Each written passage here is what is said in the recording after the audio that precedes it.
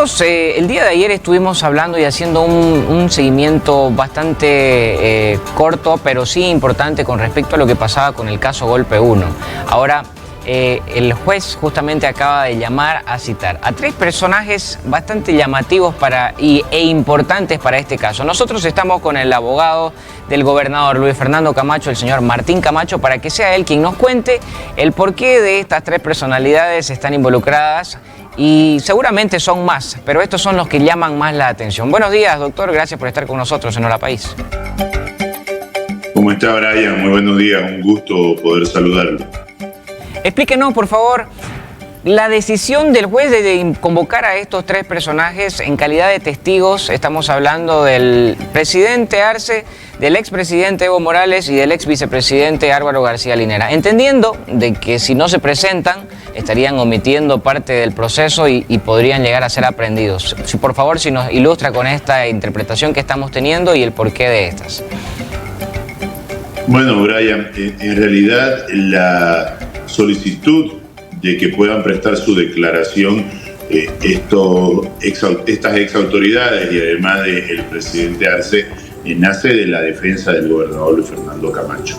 Nosotros, en tiempo hábil y oportuno, al momento de presentar nuestras pruebas de descargo, tanto documentales como testificales, hemos ofrecido la declaración de el señor Evo Morales Ayma, Álvaro García Linera, el exministro de gobierno, el doctor Carlos Romero Bonifaz, y además también la declaración del actual presidente, el señor Luis Arce Carrero.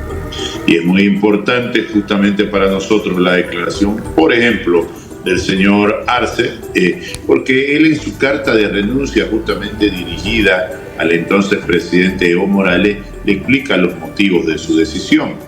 Y el motivo de su decisión está justificado en un trabajo mal realizado, dice, con otras palabras, de parte del órgano electoral, que crearon y causaron convulsión en el país y que con la finalidad de pacificar está presentando su renuncia. Entonces, si el señor presidente de Bolivia dice que el motivo de su renuncia es un trabajo ineficiente del órgano electoral y no habla ni de un golpe de Estado, no habla ni de terrorismo, no habla de seducción de tropas, no habla de uso de bienes uso indebido de bienes del Estado o de la participación siquiera del gobernador Luis Fernando Camacho, pues entonces para nosotros es muy importante que nos explique cuál es este trabajo irregular y por qué él considera que el trabajo mal realizado del órgano electoral llevó a las convulsiones sociales, que es lo que todos conocemos. Ante un fraude electoral, evidentemente la población boliviana se levantó de manera pacífica para no permitir algo que además ya había sido considerado en el referéndum del año 2016, del 21 de febrero, cuando el pueblo boliviano en su totalidad le negó la posibilidad de una reelección al señor Juan Evo Morales Ayma, que de manera caprichosa, tosuda y pensando egoístamente, y con la ayuda del Tribunal Constitucional, como ocurre siempre, se pretendía reelegir el año 2019.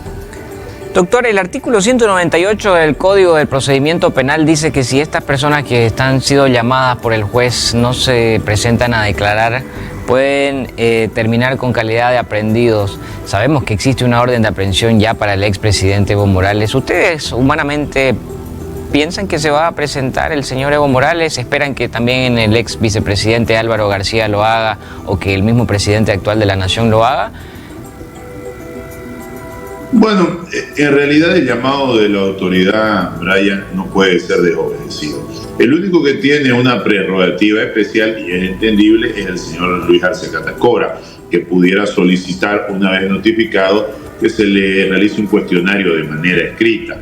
Es el único que podría hacerlo. El señor Álvaro García Linera y el señor Juan Evo Morales Ayma son personas, ciudadanos comunes, como yo o cualquier otro ciudadano boliviano, entonces deben cumplir con el llamado de la autoridad. En caso de que no se hagan presentes, yo voy a requerir al tribunal que se libre los mandamientos mandamientos de aprehensión como me franquea la ley. Será el tribunal el que decide en todo caso si corresponde volver a citarlo o de inmediatamente liberar los mandamientos de aprehensión. Bien, ¿usted cree que este caso, doctor, se está cayendo? Es decir, que ya no tienen cómo articularlo más. En realidad yo creo que el Ministerio Público y el Ministerio de Gobierno ya han perdido el caso en definitiva. Primero podemos hablar de las declaraciones obtusas, negligentes y sin fundamento jurídico del ministro de Gobierno que llegó a decir que existían más de 227 pruebas documentales en contra de Camacho y de Pumari. Una total falsedad, un desconocimiento del proceso. Yo no me arriesgaría a hablar de un proceso sobre el cual no conozco, y mucho menos si no conociera de leyes. Yo no podría estar hablando de leyes si no conociera de ellas. Es como que yo pretenda hablar de medicina. Entonces, porque no son 227 pruebas del Ministerio de Gobierno. El Ministerio de Gobierno presentó solamente 100 pruebas documentales. Las otras 127 pruebas son del Ministerio Público. Pero además de estas 100 pruebas, Brian, usted debe entender que no solo es un acusado y que no hay una especie de prueba universal, ¿no? Sino que cada documento debe ir dirigido a demostrar la comisión de un hecho delictivo y la participación o la adecuación de la conducta de uno de los acusados dentro de ese hecho delictivo. Es decir, un documento no puede ser para todos. Y no son solo dos acusados, por si no conoce el señor Eduardo del Castillo.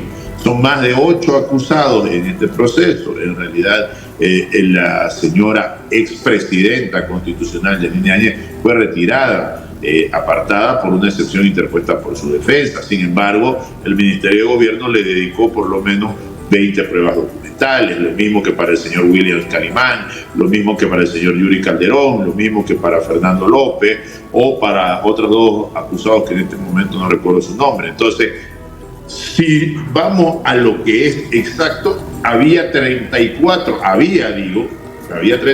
pruebas que presentó el Ministerio de Gobierno en contra de Luis Fernando Camacho. ¿Y por qué digo había? Porque de esas 34 pruebas solo le quedan 6 o 5. 28 pruebas fueron excluidas porque no correspondían. El ministro de Gobierno fue tan ineficiente en su trabajo y sus abogados tan ineficientes que es risible. Imagínense, le sacaron fotocopia a un CD. O sea, un CD que estaba pegado en una hoja, le sacan la fotocopia y presentan como prueba la fotocopia. ¿Cómo se puede leer un CD que está... Es como que ustedes sacan la reproducción del CD como prueba. Entonces, es un trabajo incluso totalmente infantil la presentación de esas pruebas, y que es insostenible en juicio. En la última audiencia, la abogada del Ministerio de Gobierno renunció a todos sus testigos, porque de más de 100 testigos o de ciento y tantos testigos que hablaba este señor Eduardo del Castillo, 12 que han declarado, puede ser tal vez menos, pero no más, 10 o 12 testigos que han declarado, todos han indicado que no presenciaron la comisión de ningún hecho delictivo. Y estamos hablando de capitanes, de tenientes de la policía, estamos hablando de militares de alto rango que han declarado, que han dicho, no, yo no vi que se haya cometido un delito. Porque evidentemente, si se tuviera cometido un delito, el primero que debió haber aprendido al gobernador fue el policía que estaba más cerca. Los policías que se encontraban en el Hotel Casagrande estaban cumpliendo una labor policial ordenada por el general Yuri Calderón, que a su vez recibió una orden del ministro de Gobierno. Eso es lo que hemos escuchado. Es por eso que ahora estoy solicitando que el ministro de Gobierno o el exministro de Gobierno se presenten a declarar para que indique, sí, yo ordené, no que lo protejan, que lo sigan a Camacho. Porque esa era la labor de algunos policías. No voy a decir los nombres, obviamente por resguardar sus identidades, pero pronto, porque no estamos en un juicio con reserva, ¿no? Aquí no hay delitos sexuales, aquí no hay menores intervinientes, no estamos en un proceso con reserva, pero pronto las declaraciones van a ser públicas. Además, cuando concluya este juicio, que a mi criterio jurídicamente debería concluir con una sentencia absoluta. Doctor, aparte del jurídico justamente del señor Juan Evo Morales, dijeron ya que no van a ir, que no van a asistir, y justamente estaban pidiendo Algo parecido como lo que usted estaba sugiriendo con el presidente, pero entendiendo que él es el presidente, decían, ¿por qué no se nos llama por Zoom? Preguntaban ellos. Le quiero compartir. Lo que pasa es que el equipo jurídico del señor Juan Evo Morales tiene que entender que ellos no pueden. El señor Juan Evo Morales es un ciudadano común. Es un ciudadano común, como le digo, como cualquier otra persona, como usted, como yo, y debemos apegarnos a las leyes. Juan Evo Morales no tiene ninguna prerrogativa especial. Fue presidente, muy bien, lo fue, pero no hay prerrogativas especiales para los ex mandatarios. En este caso, el juicio tiene que cumplir un principio rector de los procesos penales, el principio de inmediación. Y el principio de inmediación dice que las partes deben estar presentes en audiencia. Si el señor Juan Evo Morales, porque cree que puede hacer lo que le da la gana, en Bolivia no va, yo voy a pedir su mandamiento de aprehensión. Yo voy a pedir el mandamiento de aprehensión, y si tengo que ir personalmente con la policía a hacerlo aprender para traerlo a juicio, lo voy a hacer seguro. Bien, queremos agradecerle por su tiempo, doctor. Gracias por habernos informado y seguramente estaremos pendientes de lo que pase el lunes 31 de marzo con todas estas novedades. Y bueno, ya nos pondremos en contacto nuevamente con usted para que nos actualice. Tenga usted una buena semana. Muy buenos días, Brian. Muchas gracias.